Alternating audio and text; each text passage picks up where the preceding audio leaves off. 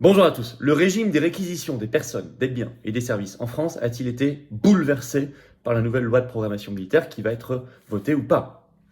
Ben oui. Oui, il faut regarder dans le détail, mais effectivement. Et quand on s'y plonge, je vais le faire ici en détail avec vous, de manière très précise. On va citer les arguments. Eh bien, effectivement, ça va dans le sens liberticide. Ça va dans le sens d'ailleurs de quelque chose d'inquiétant, mais pas surprenant, pour ceux qui savent et qui voient ce qui se passe depuis quelques années. Évidemment. Et les tentatives de certains fact-checkers, vérificateurs de faits, de nous contredire, vous allez voir, on va regarder, ne sont pas du tout convaincantes. Mais alors, pas du tout. Je vous explique tout ça dans cette vidéo, c'est une vidéo très importante, parce qu'il en va de nos libertés. Et il en va aussi de notre propriété privée, parce que c'est l'acquisition aussi des biens et des services. Cette vidéo, n'hésitez pas à la partager massivement, n'hésitez pas à la relayer, n'hésitez pas pour cela à vous abonner à cette chaîne YouTube, vous cliquez sur s'abonner en dessous, il y a un petit bouton, c'est gratuit et instantané, ça aide l'algorithme à mieux diffuser, proposer cette vidéo à des gens qui peut-être ne nous connaissent pas encore. C'est important. Profitez-en pour appuyer sur la petite cloche en dessous, une fois que vous êtes abonné à côté, parce que comme ça vous recevrez une notification dès qu'il y a un direct ou une vidéo nouvelle sur cette chaîne. D'ailleurs, on fait un direct ce vendredi là, 7 juillet, 19h sur la chaîne, soyez là. À 19h, on se retrouve, je prends vos questions en direct, on regarde cette actualité là, et tout le reste, national et mondial, ça va être explosif, ça va être intéressant, ensemble. Venez et faites venir. Et n'oubliez pas la grande pétition nationale contre la censure sur les réseaux sociaux, il surfe sur les émeutes pour cela, elle est en lien sous la vidéo en description pour la signer et la partager bien sûr. Manifestation nationale pour le Frexit, c'est toujours ce samedi 8 juillet, ça y est, on y est. C'est rendez-vous 14h Paris, place d'Enfer, Rochereau, avec les drapeaux français, il va faire très beau, c'est parfaitement sécurisé, tout le monde peut venir, ça va être magnifique, ça va être grandiose, ça va être énorme. Ça va être énorme, il y aura des personnalités de la résistance, venez, accompagner, venez, faites venir. Je vous attends, patriotes, là aussi venez. Vous pouvez venir accompagner là aussi. Pour adhérer, reprendre votre adhésion annuelle, ça n'est plus à jour, ou faire un don de soutien aux patriotes pour nous aider à financer nos actions et le mouvement, et les européennes qui arrivent dans moins d'un an, qui vont coûter plus d'1 million d'euros parce qu'on n'a pas reçu 1 euro d'aide publique jusqu'ici, on n'a pas d'aide des banques, on n'a rien, or on fait. Voilà. Et si vous êtes adhérent ou réadhérent, vous serez mis en contact avec des gens qui pensent comme vous à côté de chez vous. C'est ça être adhérent, c'est beau. C'est beau. C'est se battre pour nous et les générations qui viennent. C'est se battre pour des belles valeurs de liberté, de souveraineté, de paix, de dignité, de vérité, C'est se battre contre le mensonge oligarchique, c'est se battre pour la France et l'humanité. C'est très beau. Mais c'est maintenant, le combat. C'est pas, il y a beaucoup de gens qui disent je le ferai à la rentrée, etc. Non. C'est maintenant. Venez vous battre maintenant. Adhérez ou reprenez votre adhésion annuelle maintenant, aujourd'hui. Faites un bon soutien. Aujourd'hui, tout ça, c'est défiscalisé aux 2/3 pour vous. Si vous mettez 60, ça vous coûte 20 après impôt, en fait. Si vous mettez 103, ça vous coûte 33, 1330, etc., etc. N'hésitez pas. Surtout pour les dons, les adhésions au-dessus d'un montant, on ajoute des avantages personnalisés qui sont expliqués sur notre site. Comment on fait pour adhérer et réadhérer? C'est le premier lien sous la vidéo en description. C'est un lien en commentaire épinglé, une petite fiche maintenant sur l'écran. Et dans les dernières secondes de la vidéo, un lien sur l'écran. Sous la vidéo en description, le deuxième lien est pour faire un don de soutien en patriote, vous trouverez tout. Bravo aux donateurs, aux réadhérents, bienvenue. Ils font du cœur aux nouveaux adhérents patriotes. Alors, la loi de programmation militaire, LPM dans le jargon, un coup de force caché, bah oui. Mais il faut une lecture attentive, attention, car c'est pas forcément évident au départ. On pourrait se dire, la notion de réquisition dans une loi de programmation militaire, c'est pas extraordinaire, ça fait des décennies que c'est comme ça. Oui, mais il faut voir les termes qui sont employés, il faut voir la nouvelle formulation. Et là, on voit qu'en fait, c'est gravissime.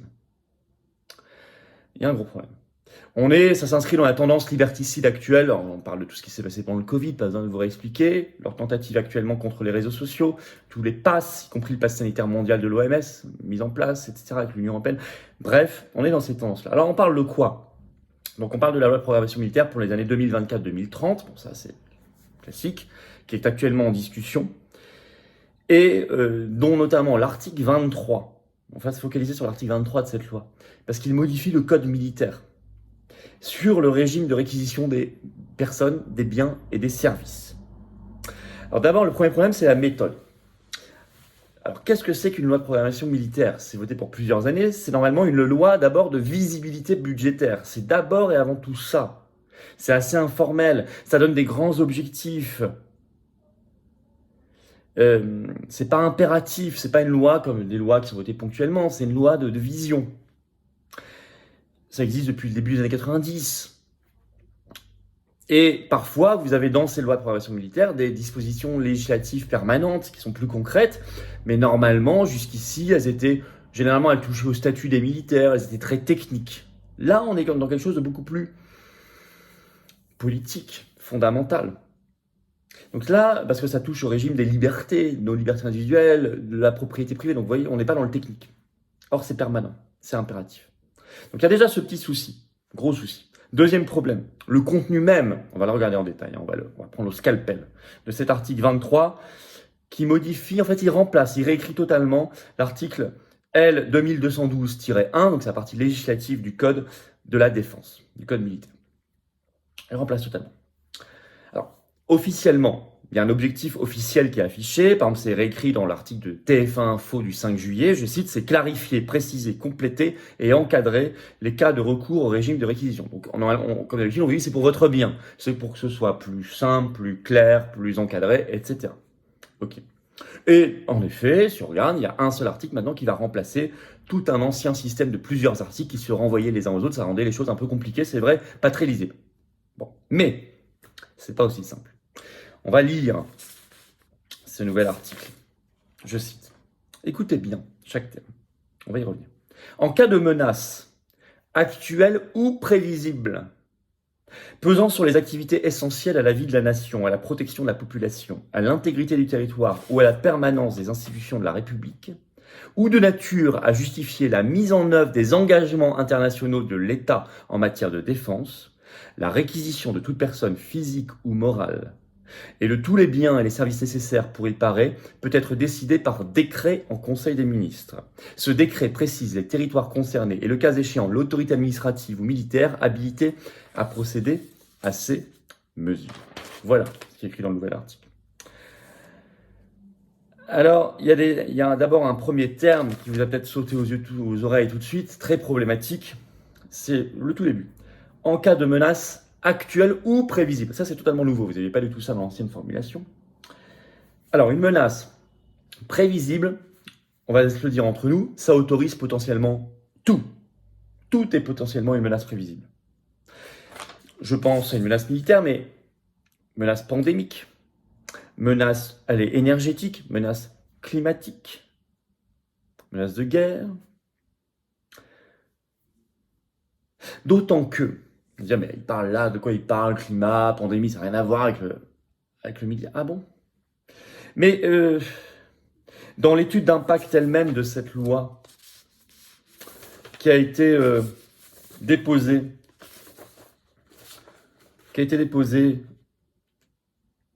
le 5 avril 2023, ils parlent eux de ça. Je cite. Ces auteurs expliquent en effet que dans le triple contexte de crise climatique et écologique, de raréfaction des ressources et de montée des antagonismes entre puissances sur fond de recul de la démocratie et du droit international, il faut adapter la chose pour laisser aussi peu de place que possible à la surprise stratégique. Donc eux-mêmes mettent ça dans un contexte de crise climatique, pandémique, etc. Le lien il est fait par eux, c'est dans l'étude d'impact, là déposée en avril, de cette loi, qui permet la réquisition des personnes, mais aussi des biens. D'autant que ça peut maintenant justifier, on l'a vu, je vous ai cité l'article, ça peut aussi se justifier, je cite, pour la mise en œuvre des engagements internationaux de l'État en matière de défense. Alors c'est long. Qu'est-ce que ça veut dire, les engagements internationaux de l'État? C'est pas les traités qu'on a signés forcément, c'est des engagements internationaux.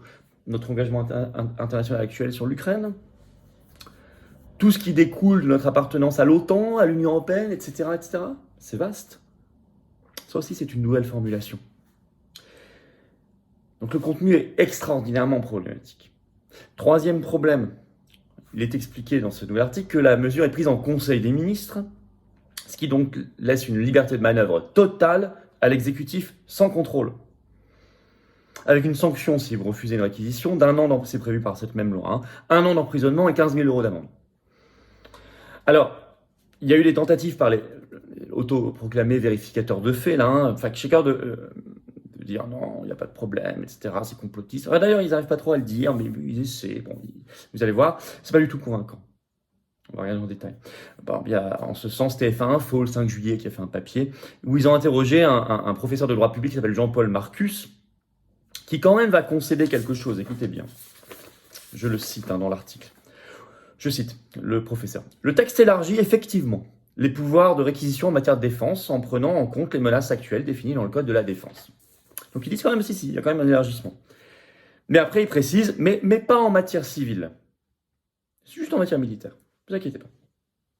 Et il ajoute ceci, écoutez bien, s'il y a détournement, c'est-à-dire qu'ils veulent réquisitionner en matière civile alors que ça devrait se faire purement en matière militaire, le professeur est très serein, il ajoute, s'il y a détournement, un juge administratif y mettrait fin en 48 heures. Ah bon?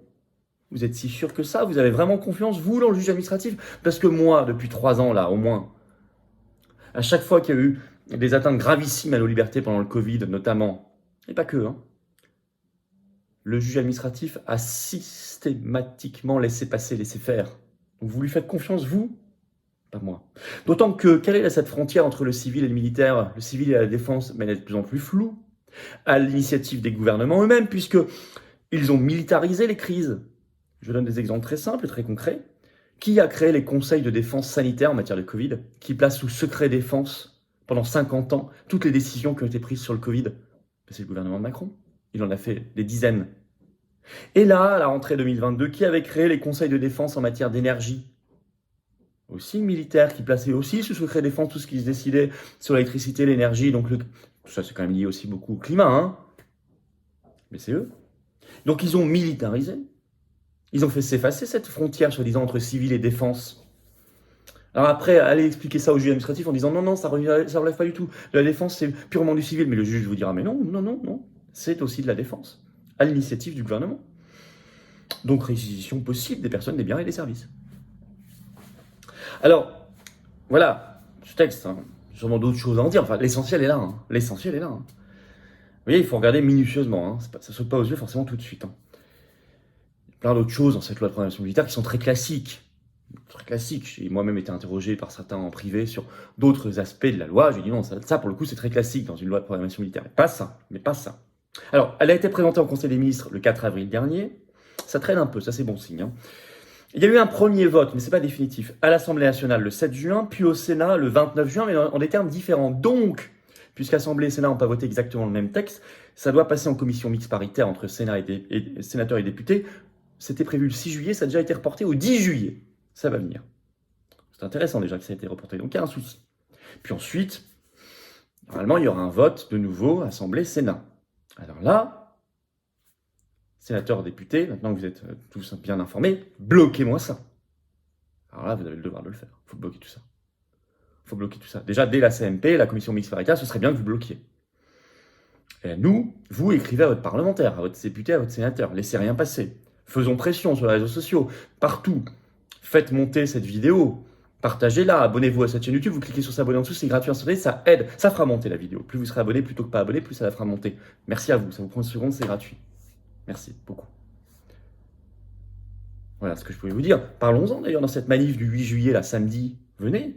Rendez-vous 14h Paris, place d'Enfer. Je crois que c'est sur le Frexit. Mais ça fait partie. Liberté, souveraineté, ça fait partie de ce combat. Liberté.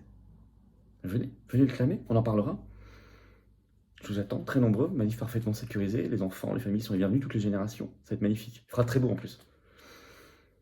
Et puis on se retrouve en direct, on va reparler si vous voulez. Je prends vos questions. Ce vendredi 7 juillet à 19h sur cette chaîne. Hein. Direct, je prends vos questions en direct, toute l'actualité nationale et mondiale ensemble. Venez et faites venir. Et toujours la pétition nationale en lien sous la vidéo en description pour contrer la censure qu'ils veulent complètement sur les réseaux sociaux, couper Internet, etc. Ils sont fous. Elle est là, la pétition. Pour déjà informer les gens parce qu'on la partage. Allez, venez aux patriotes, venez.